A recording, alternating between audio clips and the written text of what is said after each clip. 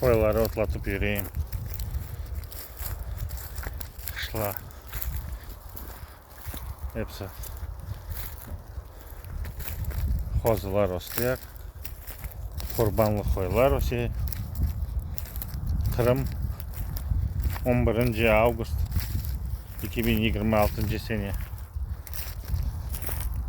Yemyeşil çöl. Yağmurları yaklar. Otlar yeşil. Pek güzel otlatma yer çok.